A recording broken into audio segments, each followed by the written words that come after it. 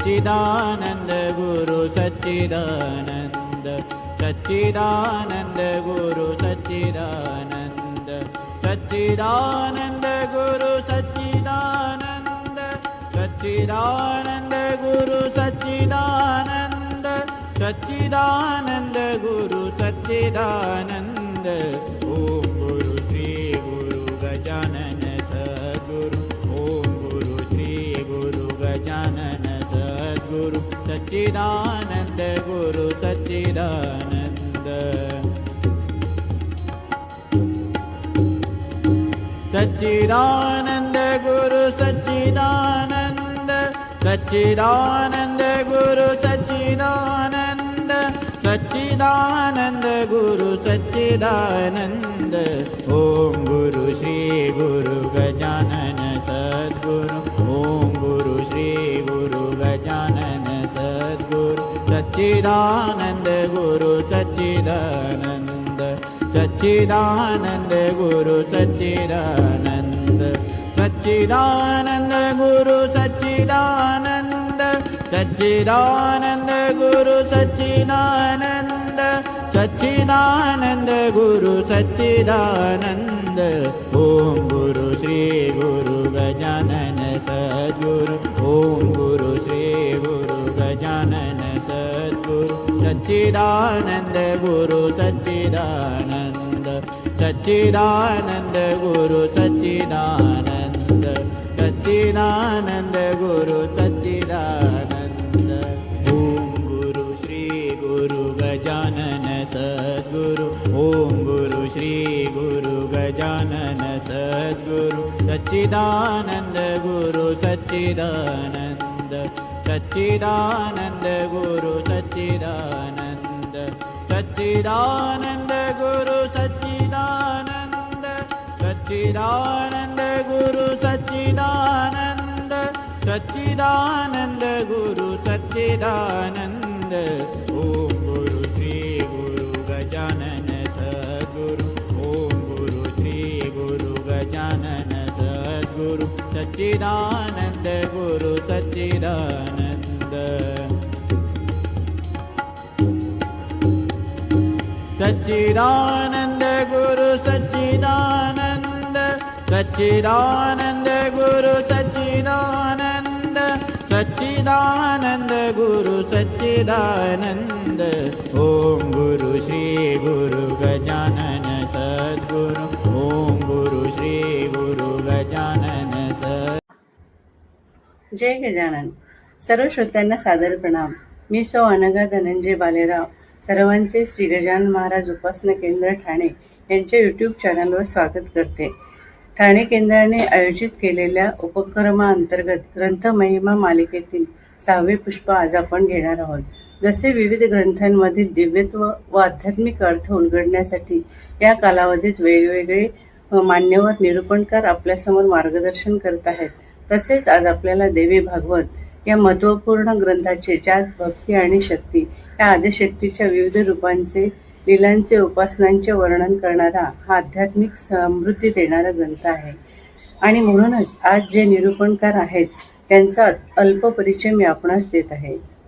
श्री विद्याधर भास्कर परांजपे सध्या पुणे येथे स्थायिक असून त्यांचे शालेय शिक्षण सावंतवाडी येथे झाले असून त्यांनी 1971 साली मुंबई विद्यापीठातून केमिकल इंजिनिअरची पदवी प्राप्त केली। त्यानंतर त्यांनी खाजगी कंपन्यांमध्ये विविध विभागातून नोकरी केली आणि 2010 साली पुण्याच्या टाटा समूहातून ते निवृत्त झाले। यानंतर त्यांची आध्यात्मिक वाटचाल सुरू झाली। ते केवळ व्यावसायिक अभियंता नसून त्यांना धार्मिक, आध्यात्मिक, पारमार्थिक ग्रंथाच्या वाचनाची व पठणाची आवड असल्याने निवृत्तीनंतर त्यांनी गीता फाउंडेशन मिरजचे संस्थापक परमपूज्य कैलासवासी दिलीप आपटे यांच्या मार्गदर्शनानुसार भागवत पुराणाचा अभ्यास करून त्यांनी संस्थेच्या विविध उपक्रमात जसे भागवत संहिता पठण, यज्ञयाग, गीता, विष्णू सहस्त्रनाम यात सक्रिय सहभाग घेतला। त्यांनी ग्रंथछपाई करून आपल्या धर्माचा प्रचार व प्रसार केला। तसेच त्यांनी संस्थेतर्फे भागवताचे प्राथमिक स्तरापासून सखोल अभ्यासक्रमाचे नियोजन करून व्यवस्थापनाची जबाबदारी ते पार पाडत आहेत। अशा या बहुगुणी ज्ञानसंपन्न आणि सर्वांना विद्यार्थी ते अभ्यासकाच्या भूमिकेतून भागवत, देवी भागवत, वाल्मिकी रामायण इत्यादी ग्रंथाचे संहिता पठण, निरूपण करणाऱ्या अशा या मार्गदर्शक ठरणाऱ्या व्यक्तिमत्वाचे मी आज स्वागत करते.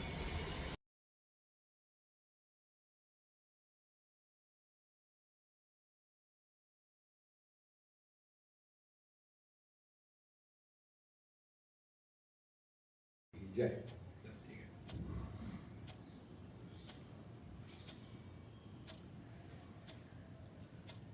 ओम श्री परमात्मने नमः. ओम नमो भगवते वासुदेवाय.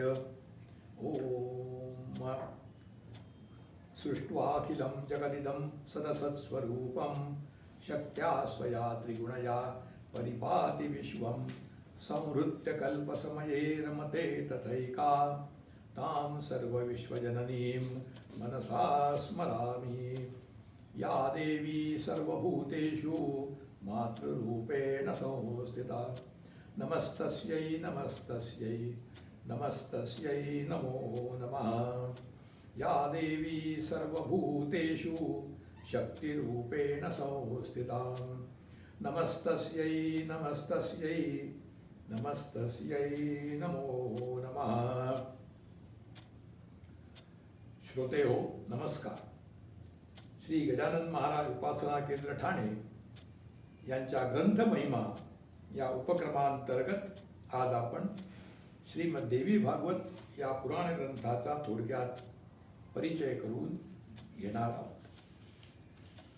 मंगलाचरणाच्या प्रथम श्लोकातच महर्षी वेदव्यास म्हणतात, ओम सर्व चैतन्य रूपांताम आद्यां विद्यांच धीमहि बुद्धियान प्रचोदयात. सर्व सजीव व निर्जीव वस्तूच्या अंतर्यामी असलेले चैतन्य हेच खरोखर जिचे स्वरूप आहे, अशा त्या आद्या व विद्यादेवीचे आम्ही ध्यान करतो. तिने आमच्या बुद्धीला चालना देऊ. श्रोते हो, आपण सर्व धार्मिक कार्यक्रमांचा संकल्प करताना असं म्हणतो, श्रुती स्मृती पुराणोक्त फलप्राप्त्यर्थम. म्हणजे श्रुती म्हणजे वेद, वेदांगे, संहिता आणि आजच्या काळामध्ये उपनिषदे विशेष करून श्रुती ग्रंथ झाले. त्यानंतर ही वेदातील शिकवण आचरणात आणण्याकरता स्मृती ग्रंथ झाले. ते धर्मशास्त्रविषयक प्रमाणभूत ग्रंथ आहेत. त्याला आपण संविधान म्हटलं तरी चालेल. आपल्याकडे मनुस्मृती, याज्ञवल्क स्मृती, पराशर स्मृती इत्यादी आहेत. स्मृतीनंतर पुराणे, महर्षी व्यासांनी पुराणांची निर्मिती केली. पुराण करण्याचा उद्देश हा प्रामुख्याने सामान्य माणसासाठी आहे. श्रुती स्मृती ही त्रैवर्णिकासाठी आहे आणि त्यातील ज्ञान अजून सोपं करून पुराणामध्ये सांगितलेलं आहे. त्यामध्ये सदाचार, नीती, परोपकार, भक्ती, भूतदया, सेवाभाय इत्यादी विषयाचा समावेश आहे. अगदी अद्भुत आणि रसपूर्ण व्याख्याने, बोधकथा, भगवंताच्या लीला, स्तोत्रे, स्तुती, उपासना असे कितीतरी विषय पुराण ग्रंथामध्ये आलेले आहेत. अधिकृत पुराणे 18 असून त्यांची श्लोकसंख्या 40,20,000 आहे. आणि ह्या पुराणांचे ग्रंथकर्ते, रचनाकर्ते महर्षी वेदव्यास आहेत. श्रुती आणि स्मृती हे ईश्वराचे 2 डोळे आहेत, तर पुराण हे त्यांचे हृदय आहे. पुराणे ऐकताना आपल्याला आनंद होतो. आपण कोणतरी व्हावं, काहीतरी करावं अशी तळमळ वाटते, उर्मी येते. आणि असा संस्कार करणे हाच पुराणकथांचा मूळ हेतू आहे.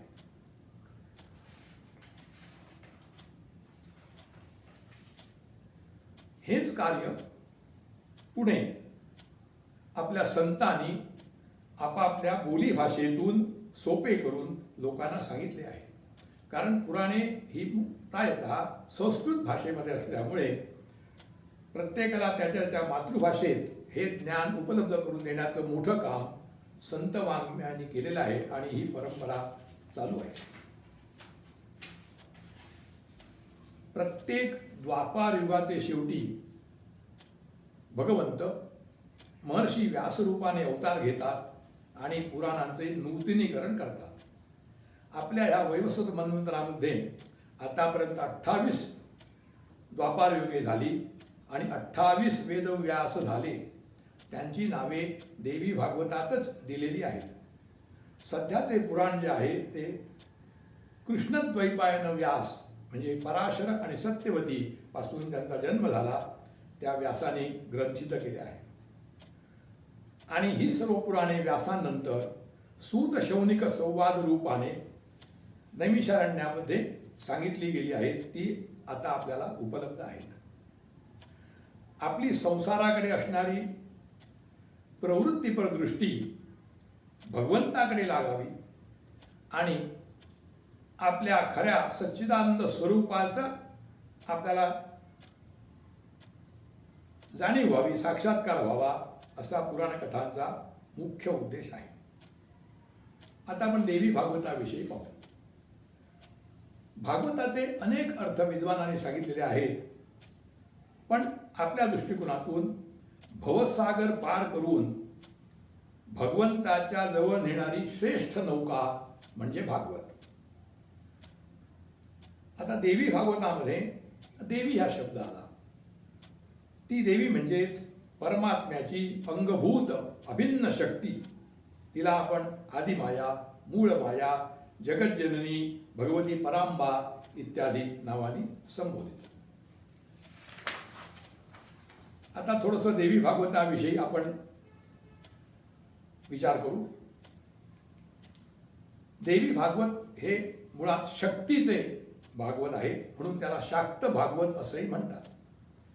या ग्रंथामध्ये सर्वत्र भगवती जगदंबेचा महिमा वर्णन केला आहे. मुख्यत्वाने ते परब्रह्म परमात्म्याचे मातृरूप आहे असे समजून त्याची उपासना सांगितली आहे. या आदिशक्तीच्या लीला कथांचे प्रतिपादन, तिची उपासना हा ग्रंथाचा मुख्य विषय आहे. ही महाशक्ती परब्रह्म रूपात प्रतिष्ठित असून विविध रूपामध्ये अनेकविध लीला करते. सृष्टीची उत्पत्ती, स्थिती, संहार इत्यादी तीच करते आणि ती विविध रूपात प्रकट झालेली आहे. हे संपूर्ण जगत, चराचर सृष्टी ही खरं म्हणाल तर त्या शक्तीची क्रीडा आहे. आपण म्हणतो वृक्षाचे पानही तिच्याशिवाय हलत नाही. म्हणून हा सर्व महाशक्तीचा विलास आहे. आपण शक्तिहीन होणे म्हणजे शवाप्रमाणे आहे असं म्हणतात. शिवाची शक्ती गेली तर शिवाचा शव होतो. देवी भागवताच्या श्रवणाने आणि पठणाने आपली अंतःकरण शुद्धी होते. त्या परांबा भगवतीमध्ये आपली रती किंवा प्रेम निर्माण होते. विषयापासून विरक्ती होते आणि विशेष करून मनुष्याला ऐहिक आणि लौकिक आणि पारमार्थिक म्हणजे भोग आणि मोक्ष हे दोन्ही लाभ होतात. आता भागवत आणि देवी भागवत यावर जर विचार केला तर 18 पुराणांमध्ये देवी भागवताचा स्पष्ट उल्लेख नाही. फक्त भागवत अशी संज्ञा आहे. आपण ह्या दोन्ही भागवतांना ह्या भागवत या संज्ञेमध्ये गृहीत धरलेले आहे. म्हणजे देवी भागवत हा शब्द देवी भागवत आणि विष्णू भागवत म्हणा या दोघांनाही सामायिक रीतीने वापरलेला आहे. ही दोन्ही भागवते आपापल्या ठिकाणी स्वतंत्र आहेत. फक्त हा फरक का झालेला आहे तर देवी भागवताचा संबंध हा सारस्वत कल्पाशी आहे. त्यामुळे तेथील प्रधान देवता ही भगवती शक्ती आहे आणि विष्णू भागवताचा संबंध पाद्मकल्पाशी आहे. तिथे प्रधान देवता ही विष्णू किंवा भगवान श्रीकृष्ण आहेत. दोन्ही पुराणांचे 12 स्कंद आहेत, 18,000 श्लोक आहेत. श्रीमद भागवतात पुरुष प्राधान्याने व देवी भागवतात प्रकृती प्राधान्याने त्या एकाच जगन्यंताचे परमात्म्याचे वर्णन आहे. अभ्यासकांनी दोन्ही ग्रंथ पहावे असं मला वाटतं. भागवतातील कितीतरी प्रसंग घटना यांचा कार्यकारण भाव देवी भागवतातून जास्त स्पष्ट होतो. भागवताची प्रमुख देवता श्रीकृष्ण आहे, तर देवी भागवताची प्रमुख देवता ती आल्हादिनी राधाशक्ती आहे, भुवनेश्वरी आहे. किंवा आपण असंही म्हणू शकतो, भगवंताचे भागवत आणि भगवतीचे देवी भागवत. आता विशेष म्हणजे या दोन्ही पुराणा निमित्त राजा परीक्षित आहे. हा अभिमन्यूचा मुलगा आणि पांडवांचा नातू आहे. आता हे भागवत व्यासानी जन्मेजयाला का सांगितलं याबद्दल थोडा विचार करू. कथा मोठी आहे पण ती थोडक्यात सांगण्याचा प्रयत्न करतो. पांडवांचा नातू परीक्षित याला राज्याभिषेक झाल्यानंतर त्याने प्रजेचे धर्माप्रमाणे पालन केले, चांगला राज्यकारभार केला आणि एकदा तो वनामध्ये मृगेला गेला असता माध्यान्हकाळी भूक आणि तहान यांनी व्याकुळ झाला आणि जवळच एका आश्रमामध्ये गेला. तेथे मुनी ध्यानस्थ बसलेले होते. राजाने त्यांना विनंती केली, मला पाणी द्या, पाणी कुठे आहे? पण ऋषी समाधीमध्ये असल्यामुळे ते काही उत्तर देऊ शकले नाहीत. भुकेतानाने व्याकुळ झाल्यामुळे राजाला राग आला आणि त्याने जवळच एक मृत सर्प पडलेला होता, तो बाणाच्या टोकाने उचलून त्या मुनींच्या गळ्यात घातला. खरं म्हणजे यावेळीच कलीने राजाच्या शरीरामध्ये स्पर्श केला होता. राजाचे मन व्याप्त झाले होते आणि राजा आपल्या राजधानी निघून गेला. एवढ्यात ही घटना त्या मुनीचा पुत्र, तो पण महातेजस्वी देवीचा उपासक होता, त्याला त्याच्या मित्राकडून कळली आणि तो अत्यंत क्रुद्ध झाला आणि त्याने शाप दिला, ज्याने माझ्या पित्याच्या कंठात हा मृतसर्प घातला आहे तो पापी पुरुष आजपासून 7 दिवसात तक्षक दोषाने मृत होईल. या शापाची घटना राजाला समजली आणि राजा घाबरला. त्यांनी ताबडतोब मंत्रिगणाला बोलावलं आणि सर्व माहिती सांगितली आणि तो म्हणतो, आपण काहीतरी करा, मला हा मृत्यू टाळायचा आहे.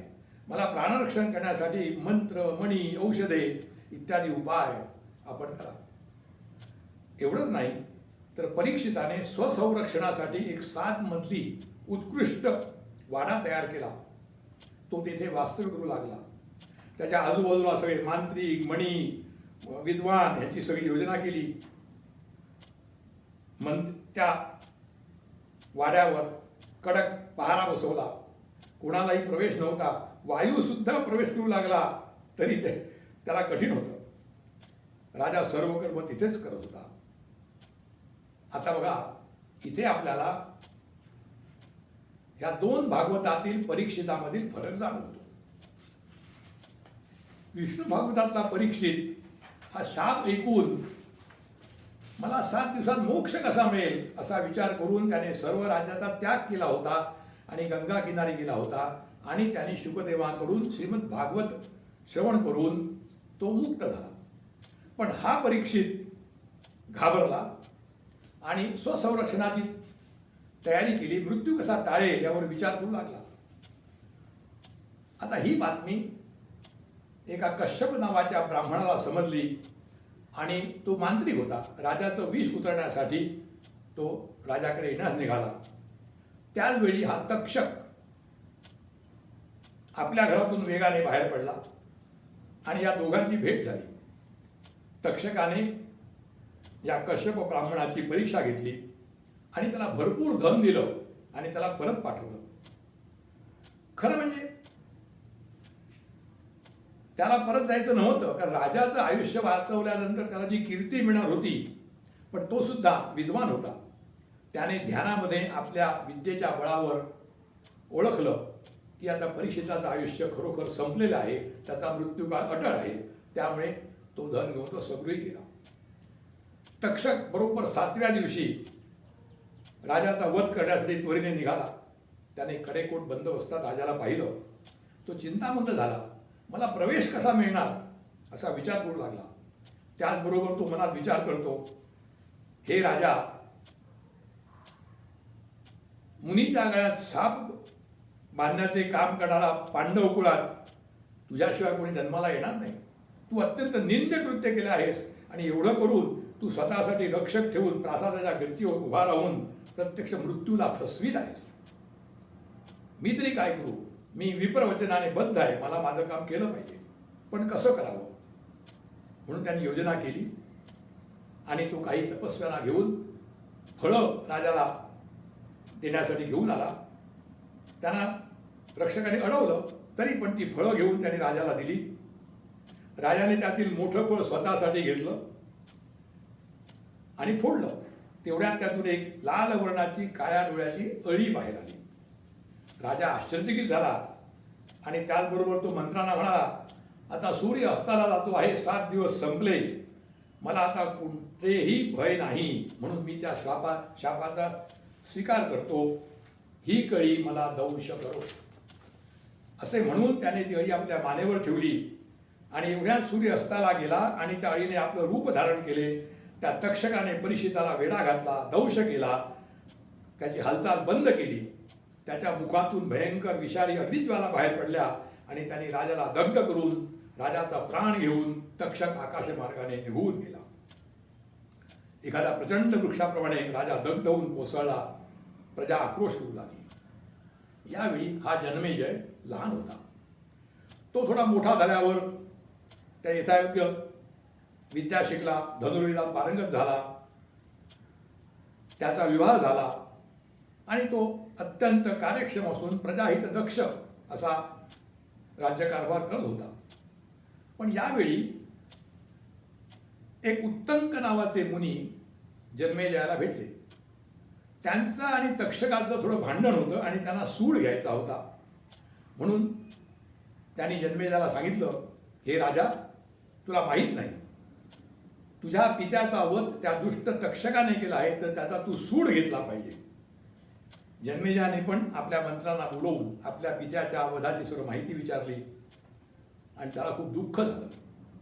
जन्मेजय म्हणतो, माझा धिक्कार असो, माझ्या पित्याला सर्पदंशामुळे मृत्यू आला आणि त्याला सद्गती प्राप्त झाली नाही, तर आता मी यज्ञ आरंभ करतो आणि त्या यज्ञीस सर्व सर्पाचा वध करून माझ्या पितृणातून मुक्त होईल. म्हणून त्याने सर्पसत्र चालू केलं. हे कळल्यानंतर तक्षक भयभीत झाला आणि त्याने जरत्कारूचा पुत्र मुनी आस्तिक यांचं स्मरण केलं. आस्तिक मुनी मंडपात आले, जन्मेजयाची स्तुती केली आणि ते सर्पसत्र थांबविले. जन्मेजयाला मनःशांती मिळेना. वैशंपायन मुनींनी जन्मेजयाला संपूर्ण महाभारत सांगितलं, तरी त्याला मनःशांती मिळाली नाही. म्हणून त्याने महर्षी व्यासांना विनंती केली की हे मुनिवर्य, मी काय करू? अर्जुनाचा नातू माझा पिता रणांगणात मरण पावण्याच्या ऐवजी सर्प दंशाने मृत्यू पावला, तर त्याला स्वर्गप्राप्ती कशी होईल हे मला सांगा. व्यास म्हणतात, राजा, शाप श्रवण केल्यानंतरही तुझ्या पित्याने देहाचे ठिकाणी ममत्व बुद्धी धारण केली, त्याला वैराग्य प्राप्त झाले नाही. उलट माझा देह हा रोगरहित आहे, माझे राज्य निष्कंटक आहे, अशा प्रकारचा विचार करून तो मृत्यू टाळण्याचे उपाय करू लागला. मोहसागरामध्ये मग्न झाला आणि त्यामुळे तो सर्पदोषी होत राजवाड्यात मृत झाला. ह्या त्याच्या आचरणामुळे त्याला नरकप्राप्तीच होणं आवश्यक आहे. तर तू आता असं कर, मी तुला उपाय सांगतो. तुला तुझ्या पित्याला जर पातकापासून उद्धार करायचा असेल तर एक श्रद्धापूर्वक देवीचे मोठे मंदिर बांध, विधीपूर्वक देवी यज्ञ कर, श्रीमद भागवत नावाचे सर्वोत्तम पुराण श्रवण कर.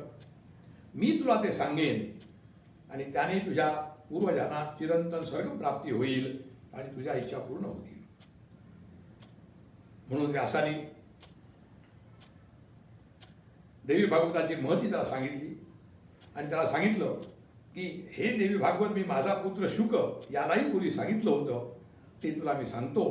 ते सर्व वेदांचे सार आहे आणि धर्म अर्थ काम मोक्ष हे चारी पुरुषार्थ त्यामुळे प्राप्त होतात. खरं म्हणजे इथूनच देवी भागवत सांगायला सुरुवात झाली. आता आपण हे देवी भागवत मुळात प्रकट कसं झालं, त्याचं मूळ काय याबद्दल थोडा विचार करू. प्रलय काळी भगवान विष्णू बालरूपाने वटपत्रावर शयन करत होते.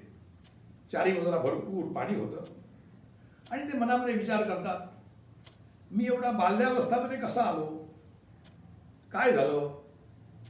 असा विचार करता करता त्याला आकाशवाणीने त्याला असे काही श्लोक ऐकू आला. सर्वं कल्पितमेवाहं नान्यदस्ति सनातनम. अर्थ काय, सर्व काही मीच असून माझ्या वाचून दुसरे सनातन चैतन्य नाही. हा अर्धा श्लोक म्हणजेच देवी भागवताचं मूळ रूप आहे. जसं आपल्या भागवतामध्ये चतुश्लोकी भागवत मूळ म्हणतात, तिथे हेच सांगितले, अमेवासमेवाग्रे नान्यदस्ति कदाचन. ह्या श्लोकाचा अर्थ विष्णूला माहिती होता, पूर्वी कधीतरी त्याने ऐकला होता, तरी पण त्याला समजलं नाही की ही वाणी कोणी उच्चारली. तो पुरुष आहे, स्त्री आहे, नपुसक आहे, असा विचार करता करता ती भगवती चतुर्भुज महालक्ष्मी स्मितहास्य करत विष्णूपुढे प्रकट झाली. तिला पाहून ह्या एवढ्या उदकामध्ये ती कुठच्याही आधाराशिवाय अशी स्थिर असल्यामुळे पाहून विष्णू विस्मयचकित झाला आणि त्याने मनामध्ये बरेच प्रश्न त्याच्या मनामध्ये आले. वटपत्रावर शयन करणार मी कुठून आलो, हा वटवृक्ष इथे कसा आला, मला लहान करून या वटपत्रावर कोणी ठेवलं, ही माझी जननी तर नाही का, कुणी माया आहे का, कुणीतरी देवाने मला एक मुद्दाम दर्शन दिलं आहे, मी काय बोलू काय करू, मौनही मी धारण करू शकत नाही. असा विचार करता करता देवी त्याला हसतमुखाने म्हणते की विष्णू, तू विस्मित काय झालास, तुला माझं विस्मरण झालेलं आहे.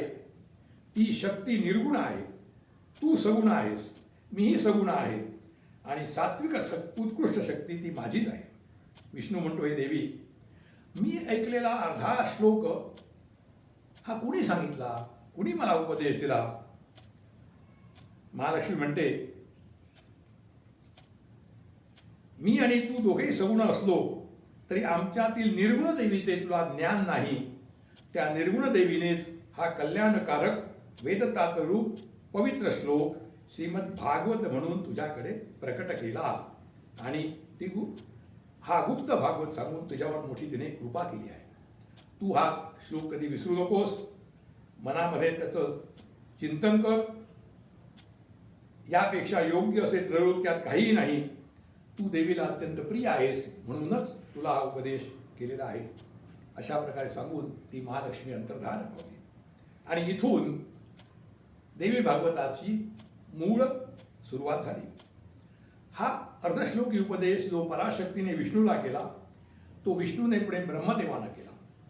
ब्रह्मदेवाने त्याचा विस्तार करून नारदांना सांगितला. नारदांनी ते व्यासांना सांगितलं आणि व्यासाने त्याची सार रूपाने 18,000 श्लोकामध्ये रचना करून आपला पुत्र शुकदेव आणि राजा जन्मेजय याला सांगितलं आणि नंतर तो सूतशौनक संवादामधून आपल्यापर्यंत आला आहे. देवी भागवत हे एकच पुराण आहे की जे व्यासांनी स्वतः सांगितलेले आहे. आता फरक बघा, विष्णू भागवत व्यासांच्या मुलाने जन्मेजयाच्या वडिलाला सांगितलं परीक्षिताला, देवी भागवत शुकमुनीच्या वडिलांनी महर्षी व्यासांनी परीक्षिताच्या पुत्राला सांगितलं जन्मेजयाला. असा हा संबंध आहे. आता प्रश्न येतो, ह्या देवीचं स्वरूप काय, तिचं श्रेष्ठत्व किती, यासाठी मोठी कथा दिलेली आहे देवी भागवतामध्ये. पण देवीच्या शब्दात आपण देवीचं स्वरूप ऐकू. ते स्वरूप देवीने ब्रह्मा विष्णू महेश या त्रिदेवांना सांगितलं आहे. ती म्हणते, मी आणि परमात्मा दोघांमध्ये नित्य ऐक्य आहे, आम्हामध्ये भेद नाही. जो तो परमात्मा आहे तो मीच आहे, आणि मी जी शक्ती आहे तोच परमात्मा आहे. हा भेद केवळ अज्ञानामुळे जाणवतो. आम्हामध्ये जे सूक्ष्म अंतर आहे ते फक्त बुद्धिमान माणसालाच कळू शकेल. सनातन ब्रह्म हे एकच अद्वितीय आहे, पण सृष्टीच्या उत्पत्तीकाली त्याला द्वैत भाव प्राप्त झाला आणि ते दोन भासू लागले. छायेप्रमाणे अथवा प्रतिबिंबाप्रमाणे परमात्मा आणि मी आमचा संबंध आहे. सृष्टी उत्पन्न होताच्याच वेळी हा भेद दिसतो. एकदा सृष्टी नसली की मग स्त्री पुरुष नपुसक कुणीही नसते काय. आणि माझ्या विविध कला आहेत, जे जे चराचरामध्ये आहे, बुद्धी श्री धुती कीर्ती स्मृती इत्यादी सर्व काही मीच आहे. नाना प्रकारच्या सर्व कला, चार वाणी हे सर्व मीच आहे. सर्व देवांचे ठिकाणी मी नाना प्रकारची रूपे धारण करून वास करते, आणि मी शक्ती असल्यामुळे सर्वजण माझ्याच अधिष्ठानावर पराक्रम करतात. माझी विविध रूप आहेत. उदकामध्ये शीतलता, अग्नीत उष्णता, सूर्याच्या ठिकाणी प्रखरता, या सर्व रूपातून मी आहे. हे ब्रह्मदेवा, संसारातील कोणत्याही प्राणीमात्राचा जर मी त्याग केला तर तो प्राणीमात्र काहीही चलनवलन करू शकणार नाही. इव्हन पृथ्वीला सुद्धा जी शक्ती आहे ती माझ्यामुळेच आहे. म्हणूनच ती सर्व प्राणी प्राप्त चराचर धारण करण्यामध्ये समर्थ आहे. मी अशी एकमेव शक्ती आहे की एका क्षणात मी संपूर्ण उदक प्राशन करू शकते, एका क्षणात मी अग्नीचा संहार करू शकते, वायूचे स्तंभन करू शकते. थोडक्यात म्हणजे जे मनात आणीन ते मी सत्वर करू शकेन. मला अशक्य काही नाही. तर हे ब्रह्मा विष्णू महेश्वर, जगाची उत्पत्ती स्थिती आणि लय करण्यासाठी तुम्ही तत्पर व्हा. तुम्ही त्रिगुणात्मक आहात माझ्यासारखेच, आणि म्हणून तुम्हाला मी 3 शक्ती देते. म्हणून त्या देवीने त्यांना 3 शक्ती प्रदान केल्या. ब्रह्मदेवाला सरस्वती रजोगुण सृष्टी निर्मितीचे कार्य, विष्णूला लक्ष्मी सत्वगुण सृष्टी पालनाचे कार्य, आणि शंकराला पार्वती तमोगुण सृष्टी लय करण्याचे कार्य. आपण निर्गुण रूपाने शक्तीचं स्वरूप तिच्याच शब्दात ऐकलं. आता देवीची सगुण रूपे अनंत आहेत. द्विभुज, चतुर्भुज, अष्टभुज, अष्टादशभुज. पण सगळ्यात उत्तम प्रभावी स्वरूप आपल्याला आढळते ते म्हणजे महिषासुरमर्दिनी या रूपामध्ये महालक्ष्मीचा झालेला अवतार. थोडक्यात पाहू. ब्रह्मदेवाने दिलेल्या वरप्राप्तीमुळे महिषासूर उन्मत्त झाला होता. देवानी किती युद्ध केलं तरी त्याचा पराभव होईना, कारण त्याचा वध फक्त स्त्री करून होणार असा वर ब्रह्मदेवाने दिला होता. त्यामुळे सर्व देव चिंतित झाले, विचार करू लागले. ते म्हणाले, आता अशी एवढी प्रभावशाली स्त्री कुठून येणार? लक्ष्मी सरस्वती यांच्याकडून हे काम होणार नाही, तर आपण काय करावं? म्हणून विचार करता करता विष्णूच्या मनामध्ये विचार आला, आपण सर्व देव आपापल्या तेजोराशीतून स्त्रीरूप उत्पन्न व्हावे म्हणून प्रार्थना करू, आणि आमच्या स्त्रियांनी त्या आमच्या तेजाच्या राशीत विलीन करावे. म्हणजे मग सर्व शस्त्र संपन्न अशी देवी प्रकट होईल आणि त्या महिषासुराचा नाश करेल. त्वरित ब्रह्मदेवाच्या मुखातून त्याची शक्ती पडली बाहेर. शंकराच्या, विष्णूच्या, इंद्राच्या, सर्व देवांच्या कडून अशी शक्ती तेज रूपी बाहेर पडली, अनेक तेज बाहेर पडली आणि एक महातेजाचा गोळ निर्माण झाला आणि थोड्याच वेळात त्यातून एक सौंदर्य संपन्न आणि महातेजस्वी अशी स्त्री निर्माण झाली. ती त्रयोगुणाने त्रिगुणयुक्त होती. तिला 18 हात होते. विश्वमोहिनी होती. तिचं सुंदर वर्णन देवी भागवतामध्ये केलेलं आहे.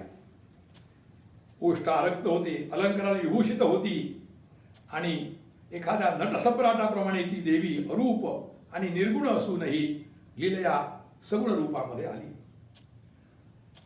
कोणाकोणाच्या तेजामुळे देवीचं कुठचं अंग निर्माण झालं याचं सविस्तर वर्णन मूळ ग्रंथात आहे. म्हणजे शंकराच्या तेजामुळे तिचं मुखमंडल झालं, यमाच्या तेजाने केश झाले, वायूच्या तेजाने कर्ण झाले, विष्णूच्या तेजापासून तिचे 18 हात झाले, 18.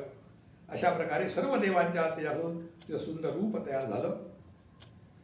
उत्कृष्ट बांधा, सुंदर स्वरूप आणि अतिव मनोहर स्वर याने ती मंडित होती. आता विष्णूने म्हणाले, आता आपण तिला आपली वेगवेगळी भूषणं देऊ आणि आयुधही देऊ. असं म्हणून सर्व देवांनी आपापली भूषणे, अलंकार त्या देवीला अर्पण केले. क्षीरसागराने उत्तम वस्त्रे दिली, शृंगारलेले हार दिले. विश्वकर्म्याने चुडामणी, कुंडले, गोट, बाजूबंद इत्यादी, सूर्यापासून रत्नजडित ओढे, कंठभूषणे इत्यादी इत्यादी आणि सर्वत्वाने अलंकृत होऊन ती श्रीवावर आरूढ झाली. असं हे भगवतीचं सगुण रूप आहे. त्यानंतर देवानी तिला वेगवेगळी शस्त्रे दिली. 18 हातामध्ये 18 प्रकारची शस्त्र दिली. शंकराने त्रिशूल, सूर्याने शक्ती, इंद्राने वज्र, ब्रह्मदेवाने कमंडलू इत्यादी इत्यादी. अशा प्रकारे ती सर्व आयुधानी भूषणाने मंडित होऊन अशा त्या देवीला पाहून सर्व देव विस्मित झाले. अशा त्या देवीला, महालक्ष्मीला नमस्कार असो. नमः शिवायै कल्याण्यै शांत्यै पुष्ट्यै नमो नमः. भगवत्यै नमो देव्यै रुद्राण्यै सततं नमः. जगदंबा माता की जय. देवी भागवतामध्ये अशी त्या देवीची विविध सगुण रूपे सांगितलेली आहेत. आपण नंतर ती पाहणार आहोत. आता साधारणपणे ह्या ग्रंथाची रूपरेषा कशी आहे ह्याचा थोडक्यात आढावा घेऊ. महर्षी व्यासानी या ग्रंथाची रचना सारस्वत कल्पामध्ये सरस्वती नदीच्या तीरावर केली. पुराणांच्या प्रथेप्रमाणे प्रथम देवी भागवताचं महात्म्य सांगितलेलं आहे. ते 5 अध्यायामध्ये आणि ते स्कंद पुराणातील मानसखंडामध्ये आहे. ते देवी भागवताचा प्रत्यक्ष भाग नाही. त्यामध्ये वसुदेवाने केलेला देवी यज्ञ, सुद्युम्न कथा, पुराण श्रवण विधी कसं करावं, काय करावं सर्व माहिती अशा प्रकारे सांगितलेली आहे. त्यानंतर ह्या ग्रंथाचे 12 स्कंद आहेत. सगळे मिळून 318 अध्याय आहेत आणि 18,000 श्लोक आहेत. पहिल्या स्कंदामध्ये 14 अध्याय आहेत. त्याच्यामध्ये शुकाची उत्पत्ती, विवाह, निर्वाण इत्यादी आख्यान, हयग्रीव अवतार, अर्धश्लोकी देवी भागवत आपण जे पाहिलं ते, आणि मधुकैटभ ह्या दैत्यांचा वध आहे. सप्तशतीमधलं प्रथम चरित्र आहे.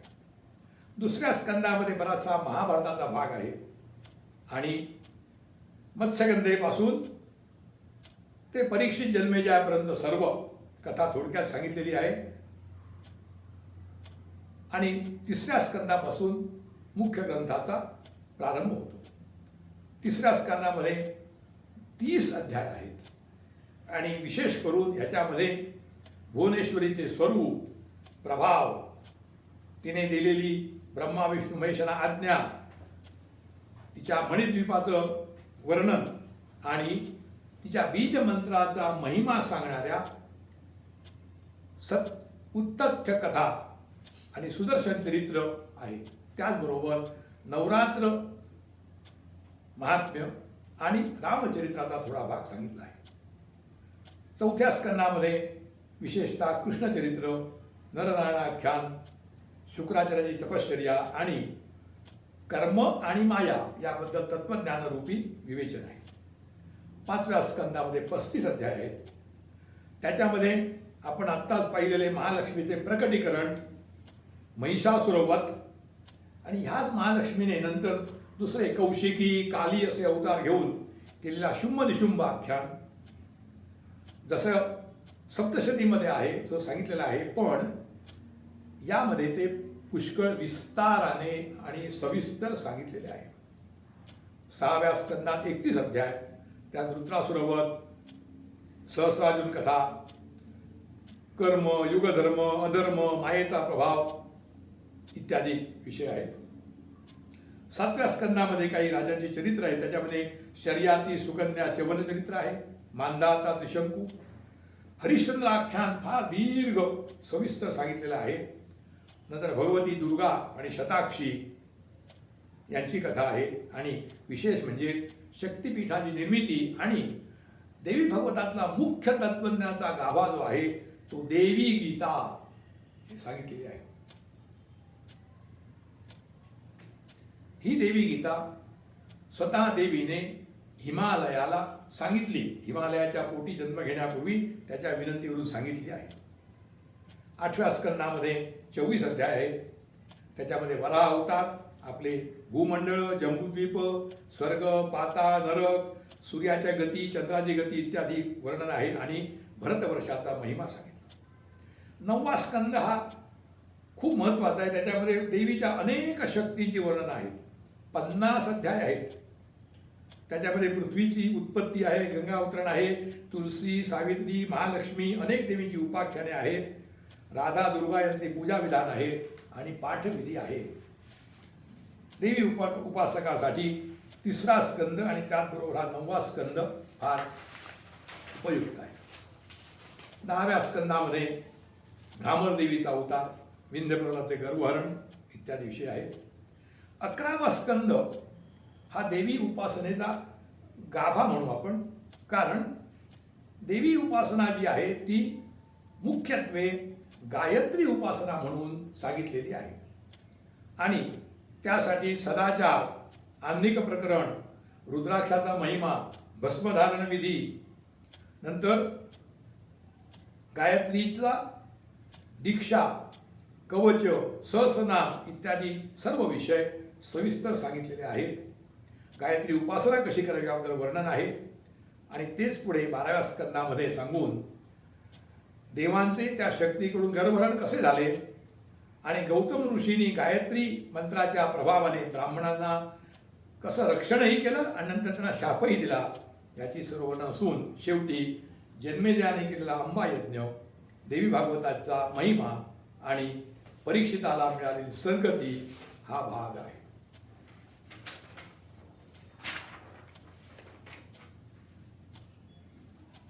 आता देवीच्या उपासनेच्या दृष्टिकोनातून देवीचा प्रधान मंत्र जो आहे त्याला नवार्ण मंत्र म्हणतात. हा मंत्र मणिद्वीपामध्ये त्या भुवनेश्वरीने त्रिदेवांना दिला. तो मंत्र आपल्याला माहीत असेलच. ओम ऐं ह्रीं क्लीं चामुंडायै विच्चे. ह्याच्यामध्ये ऐं ह्रीं क्लीं ही देवीची मुख्य बीज आहेत. ऐं हे वाघ बीज आहे, ह्रीं हे माया बीज आहे आणि क्लीं हे काम बीज आहे. अर्थ सोपा आहे. महाकाली, महालक्ष्मी, महासरस्वती स्वरूपिणी आदिशक्तीला माझा नमस्कार असो. या बीज मंत्राचं प्रभाव एवढा आहे की काही प्रसंगाने चुकून जरी तिच्या नावाचा अस्पष्ट जरी उच्चार झाला तरी आपल्याला सर्वस्वी कठीण अशी वस्तू मिळते. आणि याविषयी आपण एक अगदी छोटं आख्यान बघू, कारण या इथे सविस्तर कथा सांगण्याला तेवढा वेळ आपल्याला मिळणार नाही. एक प्रसंगानुरूप कथा सांगू. एक देवदत्त म्हणून ब्राह्मण कौसल्यशात होऊन गेला. त्याच्या शापामुळे त्याला जो पुत्र उतथ्य म्हणून झाला तो जन्मापासून मूर्खाप्रमाणे वागत होता. उपनय संस्कार झाले, मंत्र दिला, शिकवण्याचा प्रयत्न केला. तो 12 वर्षाचा झाला पण काही उपाय नाही. संध्या करेना, काही करेना, आणि सर्व लोक त्याला मूर्ख म्हणायला लागले, हसू लागले, निर्वत्सरा करू लागले. एवढं नाही तर माता पितरही त्याची निंदा करू लागले. त्यामुळे तो विरक्त झाला, त्याला फार वाईट वाटलं आणि तो घर सोडून वनामध्ये गेला. गंगा किनारी एक त्यांनी पर्णकुटिका तयार केली आणि फळमुळावर उपजीविका करून स्वस्थपणे आयुष्य काढतोय. पण त्याने एक काम केलं होतं, मी कधीही असत्य भाषण करणार नाही, ही त्याची प्रतिज्ञा होती. आणि तो नियम तो कटाक्षाने पाळत होता. त्यामुळे हळूहळू लोकांनी त्याचं नाव सत्यव्रत किंवा सत्यवान असं ठेवलं. तो कोणाचं हित करत नसे, अहितही करत नसे, अगदी शांतपणे राहून आपल्या आयुष्याचे दिवस तो घालवत होता. अशा प्रकारे 14 वर्ष लोटली.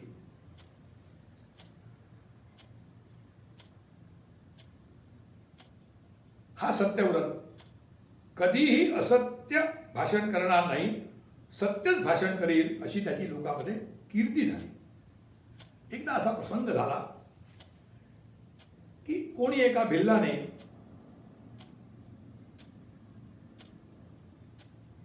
बाण मारला आणि तो वराह किंवा डुक्कर रक्तबंबाळ झालं, भयभीत झालं आणि ते विवल होऊन पळू लागलं. आणि पळता पळता पळता ते या मुनीच्या पर्णकुटिकेकडे येऊन मुनीसमोर उभं राहिलं. शरीर रक्ताने भरलेलं होतं, कापत होतं. त्याला बघून त्या मुनीचं अंतःकरण दयेने द्रवलं आणि सहज जसा वराह म्हणजे डुक्कर आपण म्हणतो ना ए ए असं करतो, तसा सहज त्याच्या तोंडातून ए ए ए असं त्याच्या तोंडातून उच्चार बाहेर पडला. खरं म्हणजे हे देवीचं सारस्वत बीज आहे, पण त्याला त्याची काही कल्पना नव्हती. पण त्याचा सुदैव म्हणा, प्रारब्ध म्हणा, ते त्याच्या मुखामध्ये आलं. एवढ्यात त्याच्या मागून तो भिल्ल बाण मारणारा तिथे यायला लागला. तो वराह पटकन आश्रमामध्ये लपून राहिला आणि थरथर कापत होता. तेवढ्यात तो भिल्ल आला. त्याला माहिती आहे की हा सत्यव्रता खोटं बोलणार नाही, म्हणून तो मुनींना विचारतो, हे मुनिराज, इथून वराह गेला तो कुठे गेला? आपण सत्य बोलणार हे मला माहीत आहे, म्हणून मी आपल्याला विचारतो आहे. माझं कुटुंब भुकेने व्याकुळ झालेलं आहे.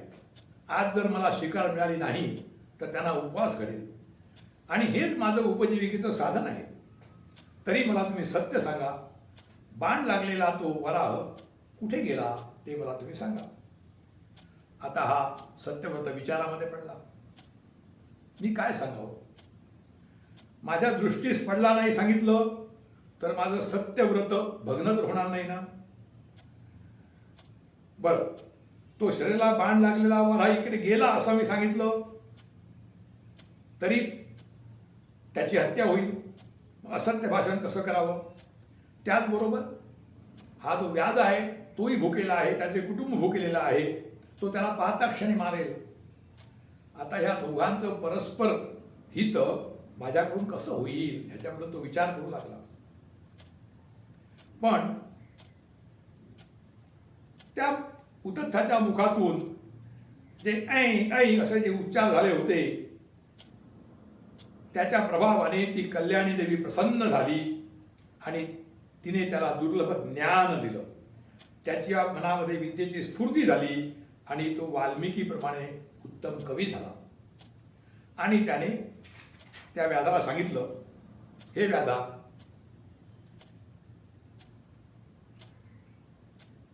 जो पाहतो तिला बोलता येत नाही आणि जो बोलतो त्याला दिसत नाही. तस्मात तू मला परत परत काय विचारतोस? म्हणजे याचा अर्थच काय? आपले डोळे पाहतात पण डोळ्यांना सांगता येत नाही मी पाहिलं म्हणून, आणि आपल्या जिभेला बोलता येतं पण तिला पाहता येत नाही. अशा प्रकारचं तत्वज्ञान त्याच्या तोंडातून बाहेर पडलं आणि तो बिचारा व्याध निराश होऊन परत गेला. आणि देवीच्या आशीर्वादाने तो जणू वाल्मिकी जसा कवी झाला, लोकांमध्ये प्रसिद्ध झाला. त्याने त्या सारस्वत बीजाचा आयुष्यभर जप केला आणि अतिपंडित झाला. नंतर त्याच्या सर्व गावातल्या लोकांनी, पित्याने त्याला मोठ्या समारंभामध्ये आपल्या ते घरी घेऊन आले आणि त्या दिवशीपासून तो परादेवी आदिशक्ती हिचं भक्तीने सेवन पूजन करू लागला. थोडक्यात त्या परादेवीचं साधं सहज स्मरण पूजन नामस्मरण स्तवन जरी केलं तरी ती इच्छित प्राप्त करून देते. आपल्याला भागवतातल्या अजामिळाची कथा माहीतच आहे. अजामिळाने फक्त नारायण म्हटलं, आपल्या मुलाला हाक मारली, पण विष्णूदूत धावून आले. तसाच प्रकार काहीसा इथे आहे. अशीच एक दुसरी कथा आहे, आपण ती बघणार नाही, पण तिथे सुदर्शन राजपुत्र ज्याला राज्यातून बाहेर लहानपणीच जावं लागलं, तो त्या ऋषीपुत्राला क्लीम क्लीम असं काहीतरी बोलताना ऐकून त्याला तो मुलगा होता, आवडला आवाज, म्हणून तो एकसारखा क्लीम क्लीम क्लीम अशा देवीच्या कामबीजाचा मंत्राचा उच्चार करू लागला आणि देवी प्रसन्न झाली आणि त्याला परत त्याचं राज्य मिळालं. ही फार मोठी कथा आहे, तिसऱ्या खंडात सांगितलेली आहे. आता आपण देवीची जी उपासनेच्या दृष्टिकोनातून देवी भक्तातला महत्वाचा विषय पाहू. प्रथम शक्तिपीठे आणि शक्तिस्थाने याचा विचार करू.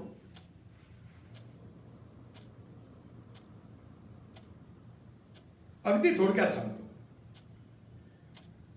महादेवाची पत्नी आणि भक्त सती दक्षकन्या ही दक्षाच्या यज्ञात गेल्यानंतर आपल्या पतीला योग्य मान मिळाला नाही म्हणून तिने आत्मसमर्पण केलं.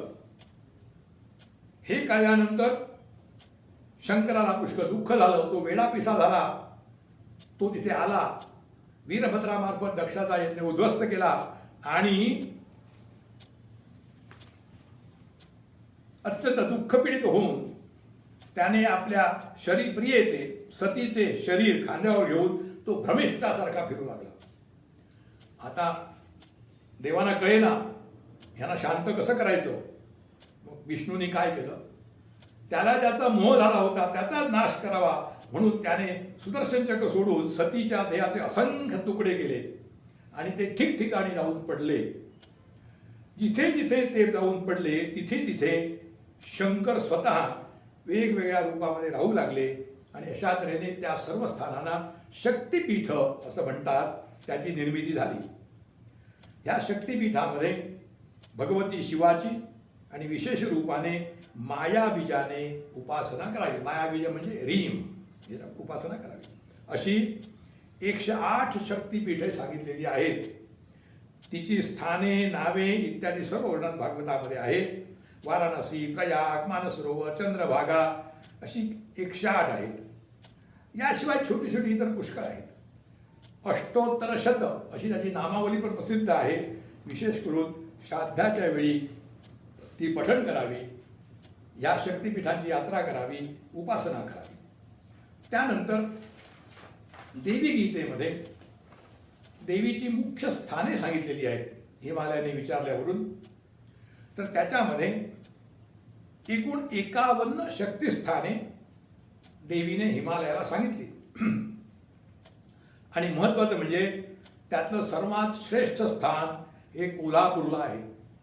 कोल्हापूरची महालक्ष्मी हे अत्यंत श्रेष्ठ स्थान आहे जिथे देवीचं वास्तव्य आहे. त्यानंतर मातापूर म्हणजे रेणुकेचे माहूरगडावरचे वसतिस्थान आहे.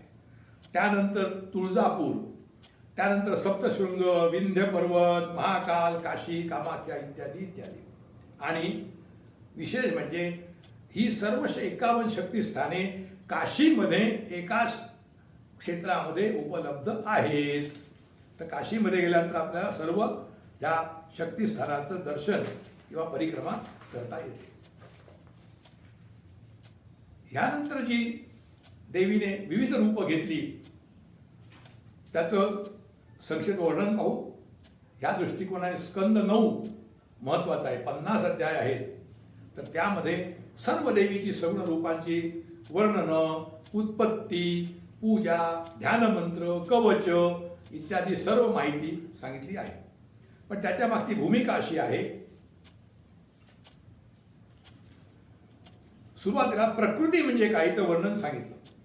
प्रकृती त्रिगुणात्मिका आहे. प्रकृती सत्व रज तम अशी त्रिगुणात्मका माया आहे. सृष्टीची उत्पत्ती तीच करते म्हणून तिला प्रकृती म्हणतात. सृष्टीची उत्पत्ती करण्यासाठी तो परमात्मा आपल्या शक्तीने 2 रूपात झाला, स्त्री आणि पुरुष. उजव्या अंगाने पुरुष आणि डाव्या बाजूने प्रकृतीचे आहे आणि ती शक्ती ब्रह्मस्वरूप आहे. ज्याप्रमाणे अग्नीत दाहकता आहे त्याप्रमाणे ही माया ब्रह्मस्वरूपामध्ये स्थित आहे. अग्नीपासून दाहक शक्ती वेगळी करता येत नाही, तसेच ही शक्ती ब्रह्मापासून वेगळी करता येत नाही. म्हणून श्रेष्ठ पुरुष, स्त्री आणि पुरुष यामध्ये भेद मानित नाहीत. हा फक्त उपाधीचा प्रश्न आहे. आता यामध्ये सुरुवातीला त्या प्रकृतीच्या महत्वाच्या 5 शक्ती सांगितल्या. पहिली गणेश दुर्गा माता. गणेश माता दुर्गा ती शिवस्वरूप आहे, शिवाला प्रिय आहे आणि मुख्यतः ती भक्तांना आरोग्य प्रदान करते, यश देते, सुख मोक्ष हर्ष प्राप्त करून देते, शरीराच्या व्यथांचा नाश करते, दुःखे नष्ट करते. बुद्धी, निद्रा, क्षुधा, तृष्णा ही सगळी तिचीच रूप आहेत. म्हणून आरोग्यासाठी तिची उपासना करावी. दुसरी सत्वस्वरूपिणी भगवती महालक्ष्मी ही संपत्तीची देवता आहे. ती स्वतःच संपत्ती रूप आहे. तिची पुष्कळ नावं आहेत. कांता, आदिशांता, सुशीला, सर्वमंगला आणि लोभ, मोह, काम ह्या सर्वापासून ती अलिप्त आहे. आणि संपत्ती आणि वैभव मिळण्यासाठी आपण महालक्ष्मीची उपासना करावी. तिलाही पुष्कळ नावं आहेत. महालक्ष्मी, राजलक्ष्मी, गृहलक्ष्मी इत्यादी इत्यादी. तिसरी जी शक्ती आहे ती सरस्वती, परमात्म्याची वाणी आहे. आपल्याला बुद्धी, विद्या, ज्ञान देणारी ती देवता आहे. विचार करणारी, मेधा, प्रतिभा देणारी, ग्रंथ निर्माण करणारी, संगीत, स्वर इत्यादी विषयाचं ज्ञान देणारी, हातात वीणा आणि ग्रंथ धारण करणारी आहे. जर सरस्वती नसेल तर ब्राह्मण वर्ग आणि पंडित काय, आपण सर्वजण नित्य मुके आणि शवासारखे होतो. चौथी महत्वाची जी देवीची शक्ती आहे तिला सावित्री किंवा गायत्री असंही म्हणतात. सर्व वेदांची जननी आहे. संध्यावंदनाच्या प्रमुख मंत्राची तंत्राची माता आहे. तपश्चर्या, जप, तेज अशी ती ब्रह्मदेवाला प्रिय आहे आणि आपल्याला ती तेजस्वी जीवन प्रदान करते. म्हणून आपल्या जीवनामध्ये गायत्री मंत्राचं पुष्कळ महत्वाचं स्थान आहे. कारण बुद्धीला तेज आणण्याचं काम त्या देवीची उपासना करते. आणि या सर्वांमध्ये जी मुख्य देवी आहे, उच्च आहे, ती भगवती राधा आल्हादिनी शक्ती. ती या 5ही प्राणांची अधिदेवता असून भगवंताला प्राणापेक्षा अधिक प्रिय आहे. ती भगवान श्रीकृष्णाच्या रासक्रीडेतील मुख्य देवी आहे आणि ती सर्वांना आनंद देते. तिचं स्वरूप आल्हाददायक आहे. विश्वामध्ये निर्माण झालेल्या सर्व स्त्रिया व देवी या देवीच्याच अंशापासून, चतुर्थांशापासून, षोडशांशापासून, सूक्ष्मांशापासून उत्पन्न झालेल्या आहेत. ह्या आता जास्त प्रभावी देवींची आपण 5 रूप पाहिलं. त्याच्या खाली या मूल प्रकृतीच्या काही अंशभूत देवी आहेत. त्याच्यामध्ये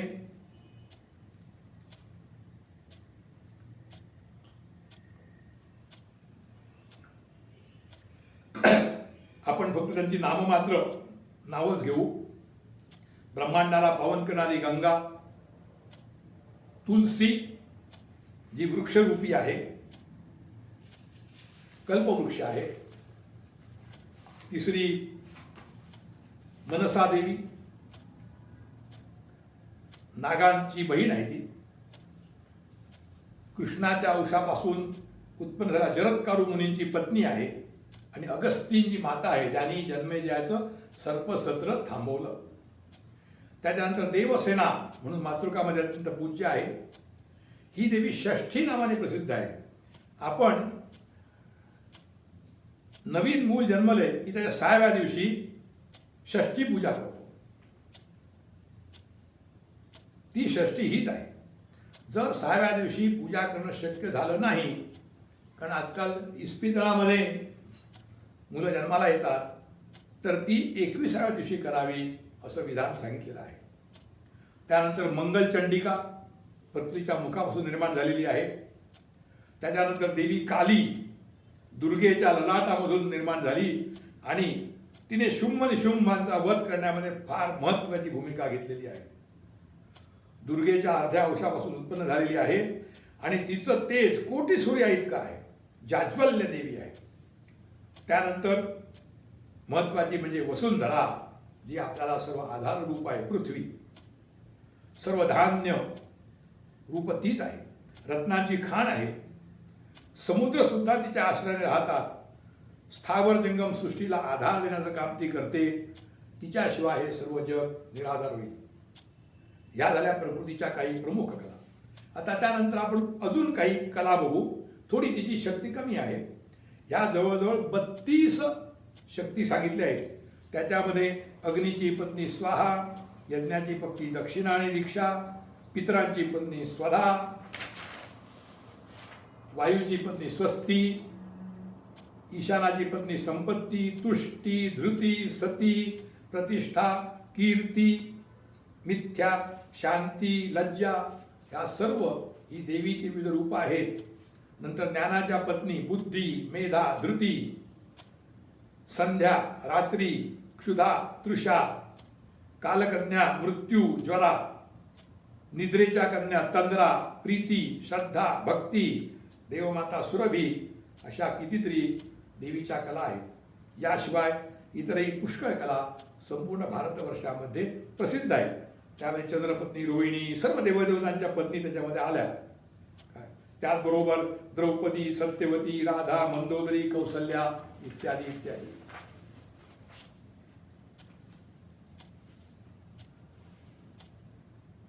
आता विशेष लक्षात ठेवण्याचं म्हणजे या विश्वामध्ये प्रत्येक लोकामध्ये ज्या ज्या स्त्रिया आहेत त्या सर्व प्रकृतीच्याच कला आहेत. त्या सर्व देवी स्वरूप आहेत. प्रत्येक लोकात त्या प्रकृतीच्या अंशापासूनच उत्पन्न होतात. म्हणून स्त्रियांचा आदर करावा, त्यांना सन्मानपूर्वक वागणूक द्यावी, अशी आपली संस्कृती आहे.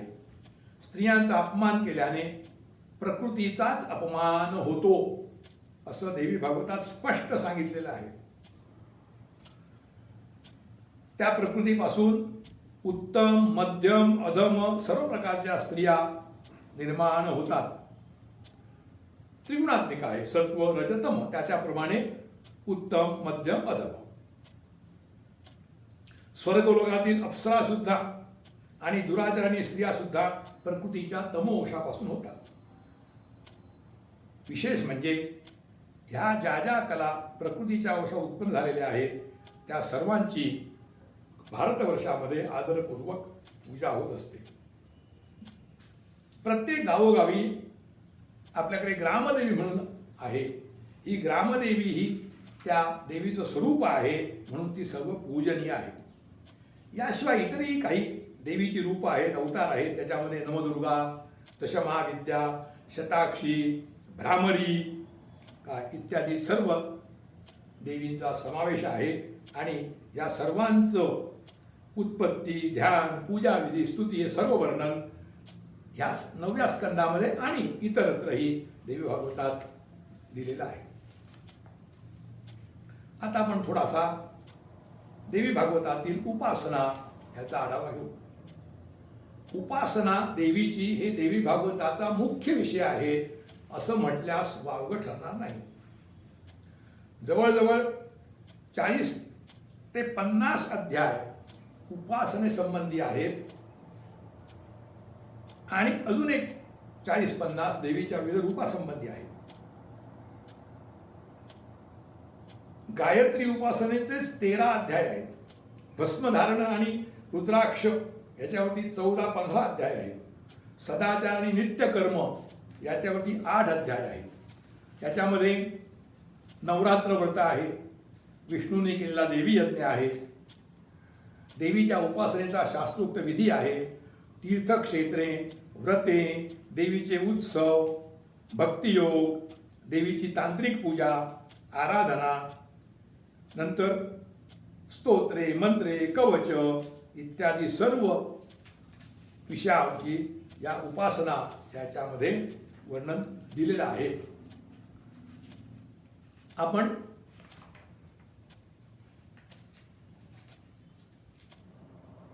नुसती गायत्रीची उपासना जरी म्हटली तरी त्यामध्ये बघा, गायत्री ऋषी, छंद, देवता, शक्ती, गायत्री कवच, गायत्री हृदय, गायत्री स्तोत्र, गायत्री सहस्रनाम, गायत्रीची दीक्षा घेण्याचा विधी आणि गायत्रीच्या प्रभावाच्या कथा आहेत. सावित्रीचे वडिलांना अश्वपतीनं 10 लाख गायत्रीचा जप करण्याला सांगितला होता. याच्यामध्ये वेगवेगळ्या जपसंख्येच्याने काय फल मिळते याचं वर्णन आहे. रुद्राक्षांचे असं पुष्कळ वर्णन आहे. रुद्राक्षांचे प्रकार, महत्व, कसे धारण करावे, त्याच्या देवता किती इत्यादी इत्यादी. भस्मधारणेचे महत्व आहे, महात्म्य आहे. संध्योपासनेवर पुष्कळ भर दिलेला आहे. ब्रह्मयज्ञ, वैश्वदेव इत्यादी इत्यादी या उपासना देवीच्या उपासनेमध्ये प्रमुख आहेत. आता आपण थोडक्यात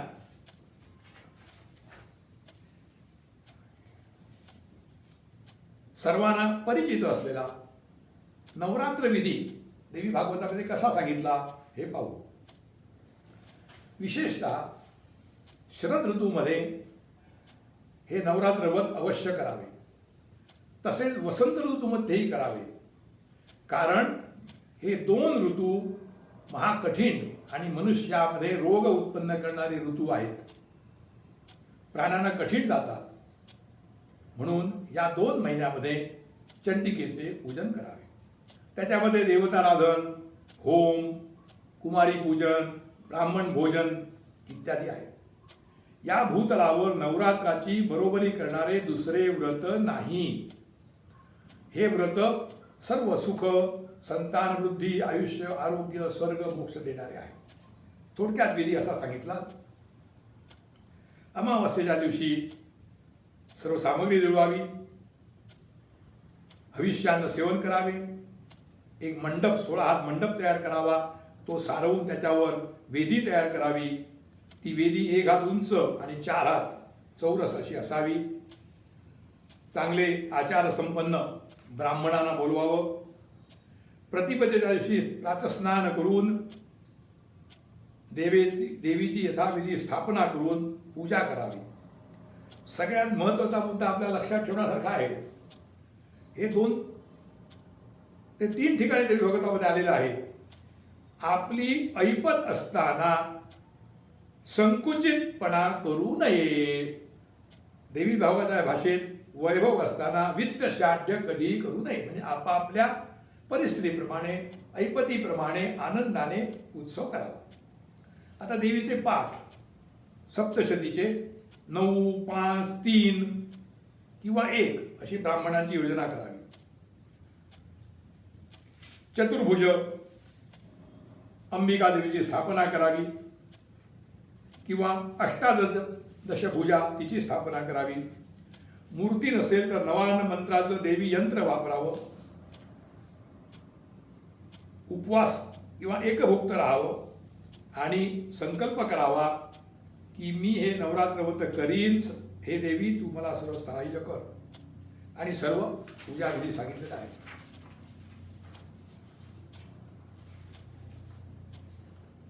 भक्तिपूर्वक अन्नदान करावं. विशेष म्हणजे ज्यांना मांसाहार निषिद्ध नसेल त्यांनी पशुहिंसा करावी. देवी करता पशु मारणाऱ्यांना पशुहिंसेचे पातक लागत नाही. यज्ञामध्ये पशुवधही हिंसा नव्हे असा सर्व शास्त्रांचा सिद्धांत आहे. देवताकरता प्राणत्याग केलेल्या पशूंना स्वर्गप्राप्ती होते अशी धारणा आहे. नंतर प्रत्येकी नवरात्रामध्ये भूमीवर शयन करावं. विशेष करून अष्टमीला अवश्य पूजा करावी. नवरात्र व्रतामध्ये 3 उपोषणं फार फलदायी होतात. सप्तमी, अष्टमी आणि नवमी. कुमारिकांचे पूजन हा फार अति महत्त्वाचा विधी सांगितलेला आहे. प्रत्येक दिवशी 1 कुमारिका किंवा दुप्पट तिप्पट म्हणजे पहिल्या दिवशी 1, दुसऱ्या दिवशी 2, तिसऱ्या दिवशी 3, 9व्या दिवशी 9 अशा प्रकारे कुमारी पूजन करावं. महत्वाचे म्हणजे कुमारी कशी असावी. 1 वर्षापर्यंत ची कन्या कुमारी म्हणून स्वीकारू नये, कारण ती फार लहान असते, अज्ञानी असते. दुसऱ्या वर्षापासून ते 9 वर्षापर्यंत कुमारिका सांगितल्या आहेत आणि त्या प्रत्येक कुमारिकेला वेगवेगळं देवीचं नाव दिलेलं आहे. त्या नवरात्रामध्ये पूज्य आहेत. थोडक्यात दुसऱ्या वर्षाची ती कुमारिका, 3 वर्षाची त्रिमूर्ती, पुढच्या गोष्टी कल्याणी, रोहिणी, कालिका, चंडिका, शांभवी, दुर्गा आणि सुभद्रा अशी वेगवेगळी कुमारिकांची नावं आहेत. या नावानी त्या कुमारिकेचं पूजन करावं. 10 पेक्षा जास्त वय असलेल्या कन्येचे पूजन करू नये. श्रीरस्तुतू किंवा श्री हे पद लावून त्या देवीच्या मंत्राने त्यांचे पूजन करावे. त्याचप्रमाणे इथे कुमारी पूजनाचे 9 मंत्र दिलेले आहेत. ते त्या दिवशी त्या कुमारिकेसाठी देवी स्वरूप म्हणून वापरावे. कुमारी पूजनाचं फळ पण सांगितलंय. म्हणजे प्रत्येक दिवशी जी वेगवेगळी कुमारी असते तिचं पूजन केले असता काय काय फळ मिळतं हे सर्व सविस्तर सांगितलेलं आहे. त्यानंतर सगळ्यात महत्वाचं म्हणजे कुमारिकेची लक्षणं सांगितलेली आहेत. कुमारी कशी नसावी आणि कशी असावी. कुमारी कशी असावी. रोगरहित, सौंदर्यसंपन्न, व्रणरहित, जारापासून न झालेली, ब्राह्मणी किंवा क्षत्रिय कन्या इतर अशा प्रकारे पूजन करावे. वैश्यानी ब्राह्मण, क्षत्रिय आणि वैश्य यापैकी कोणत्याही वर्णाच्या कन्येचे पूजन करावे. विशेष म्हणजे एखादी व्यंग असलेली अंगहीन कन्या वर्ज करावी आणि कितीतरी इतरही कन्या वर्ज करण्याबद्दल सविस्तर सांगितलेलं आहे. अशा प्रकारे या नवरात्री विधीचं वर्णन केल्यानंतर देवीच्या आराधनेसाठी विशेष करून कोणकोणते नैवेद्य वापरावे याची पुष्कळ माहिती या देवी भागवतामध्ये 8व्या स्कंदामध्ये दिलेली आहे. थोडक्यात कोणत्या दिवशी कोणत्या वस्तूने पूजा करावी, ती वस्तू ब्राह्मणाला दान द्यावी, त्या वस्तूने हवन करावे आणि त्यामुळे कोणकोणत्या अरिष्टांची शांती होते हे सर्व सविस्तर वर्णन इथे दिलेलं आहे. उदाहरणार्थ तिथीप्रमाणे नैवेद्य. प्रतिपदेला गाईचं तूप, द्वितीयेला साखर, तृतीयेला दूध, चतुर्थीला अनरसे, पंचमीला केळी, षष्ठीला मध, अशा प्रकारे चतुर्दशीला सातू आणि पौर्णिमेच्या दिवशी सांजा करावा. आणि ह्या प्रत्येक दिवसाची फलश्रुती पण दिलेली आहे. रोगराई, दीर्घायुषी होणे, बुद्धी वाढणे इत्यादी इत्यादी. तिथीप्रमाणे 15 दिवसाच्या तिथे नैवेद्य सांगितले. आता वाराप्रमाणे पण नैवेद्य सांगितलेले आहेत. रविवारी पायस, सोमवारी दूध, मंगळवारी केळी, बुधवारी ताजे लोणी, गुरुवारी लाल साखर, शुक्रवारी पांढरी साखर, शनिवारी गाईचं तूप इत्यादी. त्यानंतर 27 नक्षत्र आपल्याकडे आहेत. तर प्रत्येक नक्षत्रावर काय काय नैवेद्य दाखवावा तर मोठी यादी आहे. धृत, तीळ, साखर, दधी, तूप हे आपण मूळ ग्रंथातून पाहावी. नंतर विष्कंभ म्हणून आपल्याकडे 27 योग आहेत. त्या प्रत्येक योगावर कोणकोणते पदार्थ देवीला अर्पण करावे की ज्याने ती जगदंबा प्रसन्न होईल ही सांगितलेलं आहे. त्यानंतर करणे. थोडक्यात काय, आपल्या पंचांगाची जी 5 अंग आहेत तिथी, वार, नक्षत्र, योग आणि कर्ण या दृष्टिकोनातून त्या वेळी किती नैवेद्य दाखवावे हे सर्व सविस्तर सांगितलेले आहे. माझ्या मनामध्ये हे वाचल्यानंतर विचार आला की ही जर सगळी यादी बनवली तर जवळजवळ 200 ते 300 रेसिपी तयार होतील. वेगळा मेनू बद्दल विचार करण्याची गरज पडणार नाही आणि सर्व पौष्टिक, दृष्टिकारक आणि देवीला प्रसन्न करणारे. यानंतर विशेष करून तृतीया पूजनाचा विधी सांगितला. शुक्ल पक्षातील तृतीयेची पूजा ही देवीच्या आराधनेमध्ये एक महत्त्वाचं अंग म्हणून सांगितली आहे.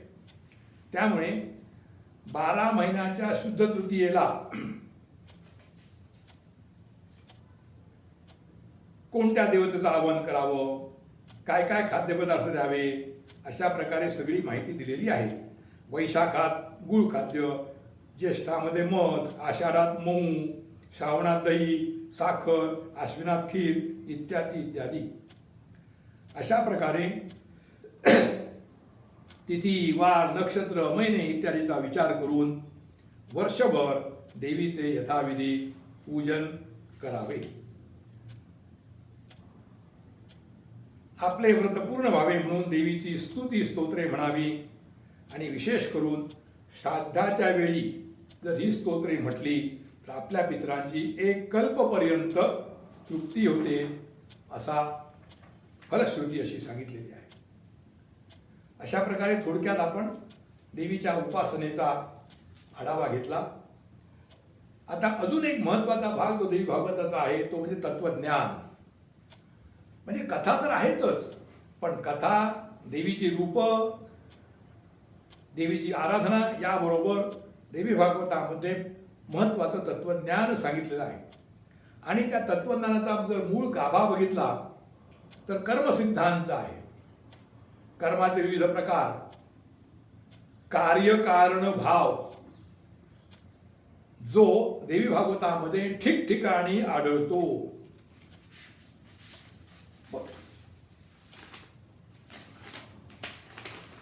जन्मेजयाने संपूर्ण भागवतामध्ये कितीतरी प्रश्न व्यासांना विचारलेले आहेत. उदाहरणार्थ फक्त कृष्णचरित्रासंबंधी काही थोडकी उदाहरणं बघू.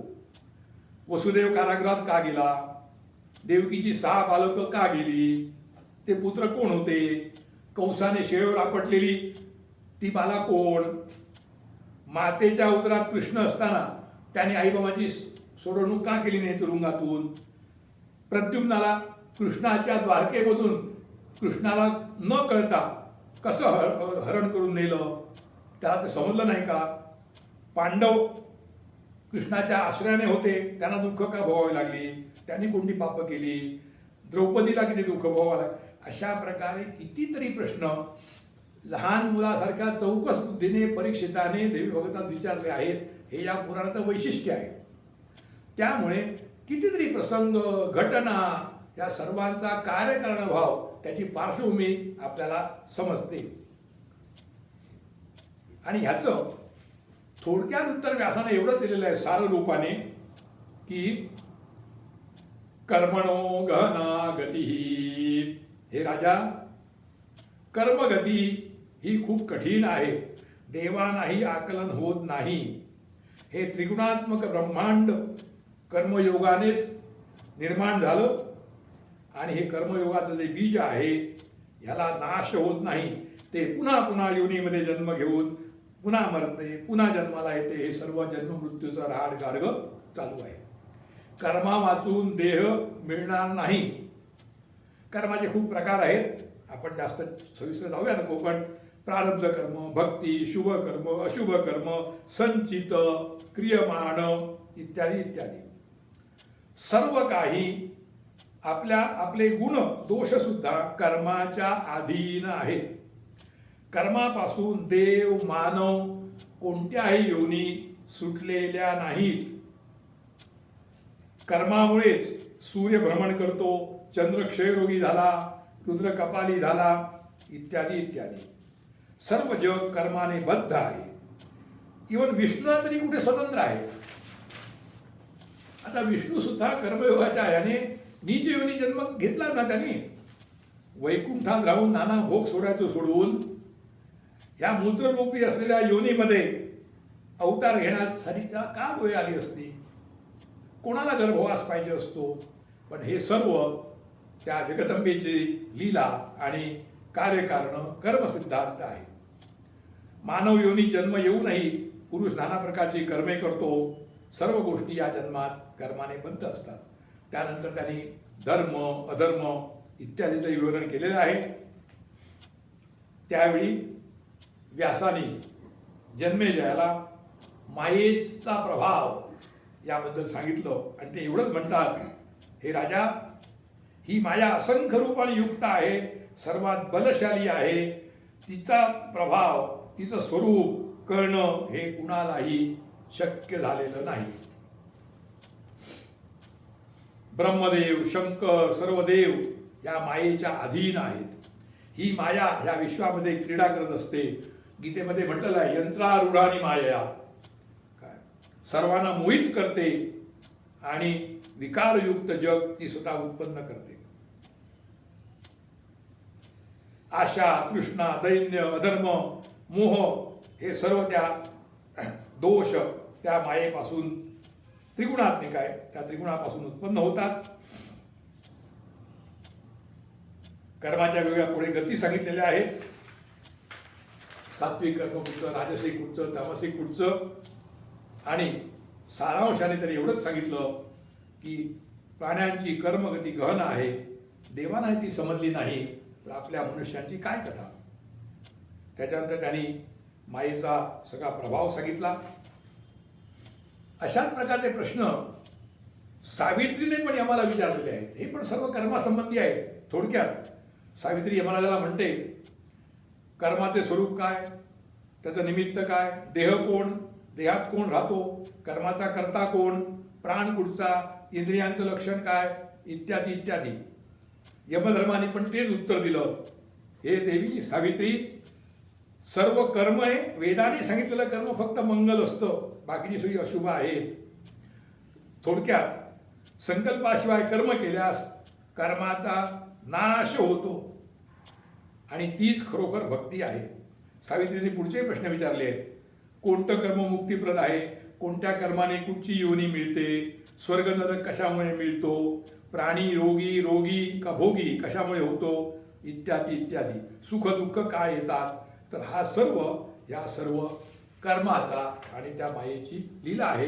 हे सार रूपाने पण सविस्तर देवी भागवतामध्ये सांगितलेलं आहे. यामध्ये अजून तत्वज्ञानाचा विषय म्हणजे इथे पाप, पुण्य, नरक यावरती विशेषत्वाने विस्तार केलेला आहे. जवळजवळ 8 ते 10 अध्याय या पाप, कर्म, नरक यांची कार्यकरणभाव यात दिलेले आहेत. त्यानंतर 2 महत्वाचे जे प्रसंग आहेत जिथे तत्वज्ञान आणि चिंतन खूप करायला वाव आहे, ते म्हणजे देवी गीता. एक म्हणजे देवी गीता. ही देवी गीता सतीने त्याग केल्यानंतर पुन्हा तिने गौरी म्हणून हिमालयाच्या पोटी जन्म घेतला. आणि त्याला कारण काय होतं, तर तारकासुराला वर मिळालेला होता की शंकराच्या औरस पुत्राकडून तुझा मृत्यू होईल. शंकर तर त्यावेळी एकटेच होते, कारण सतीने दक्ष यज्ञामध्ये आपला देह समर्पित केला. मग ह्या शंकरानं औरसपुत्र कसा होणार, म्हणून त्या देवानी भगवतीची आराधना केली. भगवती प्रसन्न झाली आणि तिने सांगितलं की मी हिमालयाचे पोटी जन्म घेईन आणि तुमचं कार्य सिद्धीला नेईन. काय त्यावेळी हिमालयाला खूप आनंद झाला आणि त्या देवीला सांगितलं, ती गौरी माझ्या पोटी जन्म घेणार म्हटल्यानंतर हिमालयन देवीचे आभार मानले आणि त्याने देवीला पुष्कळ प्रश्न विचारले आणि तिचं स्वरूप, ज्ञान, भक्ती, कर्म इत्यादी संबंधी आत्मज्ञान देण्याची विनंती केली. म्हणून हा देवीने केलेला उपदेश देवी गीता म्हणून प्रसिद्ध आहे. विशेष म्हणजे त्याच्यामध्ये आत्मतत्व काय, भगवतीने आपलं विराट स्वरूप सांगितलेलं आहे, वैराग्य इत्यादी मोक्षाच्या साधनांचं वर्णन आहे. आपली जी बीजे आहेत, ह्रीम, या ह्रीम या माया बीजाचा विस्तार आहे. अष्टांगयोग, कुंडलिनी जागरण, ब्रह्मस्वरूप, देवीला प्रिय असणारी स्थानं, पूजा इत्यादीची माहिती देवी गीतेमध्ये सांगितली आहे. हा एक स्वतंत्र विषय आहे आणि हे सुद्धा श्राद्धकालीन म्हटलं तर आपल्या पितरांना सद्गती मिळायला मदत होते. आणखी एक महत्वाचा संवाद जो देवी भागवतामध्ये आहे तो म्हणजे सावित्री यमराज संवाद. सावित्री आख्यान आपल्याला माहीत आहेच. आधी सुरुवातीलाच सावित्री म्हणजे गायत्रीच्या जपाचं विधान अश्वपतीला पराशरूने सांगितलं होतं. त्यांनी 10 लाख जप केला, 14 वर्ष सावित्री व्रत केलं. आणि नंतर आपल्याला कथा आहे, तिचा विवाह सत्यवानाशी झाला इत्यादी इत्यादी. आणि सत्यवानाचा मृत्यू झाल्यानंतर सावित्री यमाच्या मागोमाग जायला लागली आणि यम सावित्री संवाद खूप पुष्कळ विस्तारपूर्वक आणि रम्य आहे, माहितीपूर्ण आहे. त्यावेळी सावित्रीने पुष्कळ प्रश्न केले, जे मी आपल्याला कर्मसिद्धांताच्या वेळी थोडे वाचून दाखवले. त्यात विशेष म्हणजे कर्म, दानधर्म, दिव्यलोक प्राप्ती कसे होणार, आणि विशेष म्हणजे सावित्रीने अगदी कुठचं कर्म केलं की कुठचा नरकवास, कुठचं नरककुंड, आणि ह्यातून आपलं रक्षण करण्यासाठी काय उपासना केली पाहिजे, त्यासाठी कुठची देवी भक्ती केली पाहिजे इत्यादी सर्व सावित्री यमराज संवादामध्ये आपल्याला कळेल. अशा प्रकारे आपण या एवढ्या 18,000 श्लोकी ग्रंथाचा आढावा घेण्याचा प्रयत्न केलेला आहे. ह्याच्यामध्ये अजूनही विशेष सविस्तर सांगितलेला भाग म्हणजे त्रिगुणांची माहिती, सत्व रजतम. आपल्याला माहिती आहे गीतेमध्ये याच्यावरती 14वा अध्याय आहे, भागवतामध्ये 1 स्कंदामध्ये याच्यावरती पुष्कळ विवेचन आहे.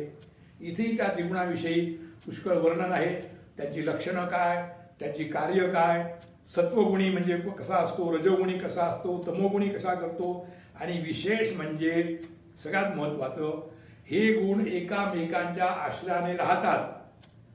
तसे ते एकामेकांचे वैरी आहेत काय, पण ते एकत्र राहिल्याशिवाय काम करू शकत नाहीत. केवळ सत्वगुणी, केवळ तमोगुणी असं आपल्याला कुणीही आढळणार नाही.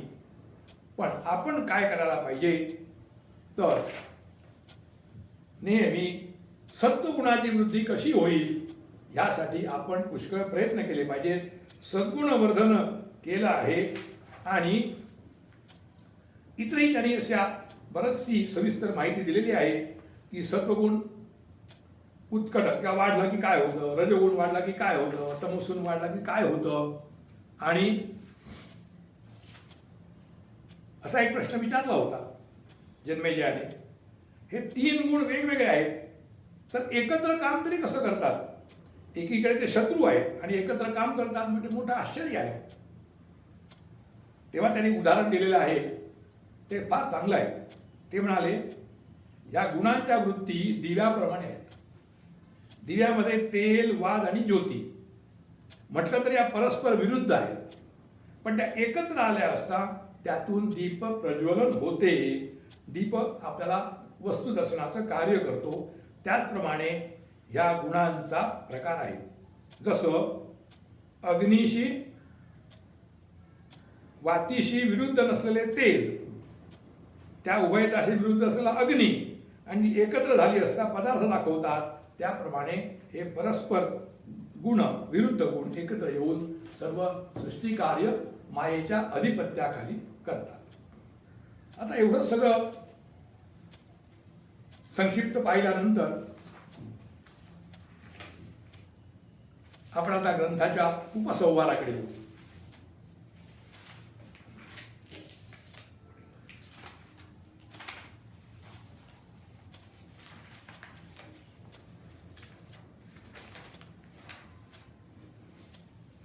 जन्मेजयाने हे सर्व देवी भागवत पुराण महर्षी व्यासाकडून एकाग्र चित्ताने अत्यंत तळमळीने श्रवण केलं. कारण मूळ उद्देश तो देवी भागवताचा तो काय होता, आपल्या पित्याला सद्गती मिळावी हा जन्मेजयाचा पहिला उद्देश होता. आणि जन्मेजयाच्या निमित्ताने महर्षी व्यासाने हे सर्व ज्ञान आणि बोध आपणा सर्वांसाठी केला आहे. आता हे सर्व झाल्यानंतर जन्मेजयाने व्यासाकडून विधीपूर्वक दीक्षा घेतली. देवीचा महामंत्र घेतला, जो आपण सांगितला, तो ऐं ह्रीं क्लीं चामुंडायै विच्चे. आणि पुढच्या नवरात्र समयी त्याने धौम्य ऋषींना बोलावून कोटी होमात्मक देवी यज्ञ, अंबा यज्ञ केला. ब्राह्मणाकडून देवी भागवत पुराण वाचून घेतले. देवी भागवतचं एक असं एक वैशिष्ट्य आहे की देवी भागवत हे देवी व्रत किंवा नवरात्र ह्याचा भाग म्हणून वाचलं, पठण केलं, त्याचा जास्त परिणाम होतो. आणि जेव्हा त्याचा अंबायज्ञ संपन्न व्हायला लागला त्यावेळी नारद मुनींचं आगमन झालं. सगळ्यांना आनंद झाला आणि नारद मुनी आनंदाने म्हणाले, हे राजा, मी मुद्दाम तुला कळवायला आलो की ह्या देवी यज्ञामुळे तुझा पिता राजा परीक्षित सद्गती प्राप्त होऊन त्याने दिव्य शरीर धारण केलेलं आहे आणि देवीच्या मणिद्वीपाला गेला आहे. तुझे जीवन सफल झाले, तू तुझ्या पित्याचा उद्धार केलास, असं म्हणून नारद मुनी निघून गेले. आणि नंतर जन्मेजय देवी भागवताचे नित्य पठण आणि श्रवण करून पृथ्वीचे पालन करू लागला. ग्रंथ उपसंहार करण्याच्या वेळी या पुराण श्रवणाचा विधी, फलश्रुती इत्यादी सांगितले. पुत्र, धन, विद्या सर्व काही आपल्याला प्राप्त होते. यश, कीर्ती, व्याधी समाप्त होतात. गायत्रीने प्रतिपादिलेल्या ह्रीममयी अशा देवीला आपण नमस्कार करू.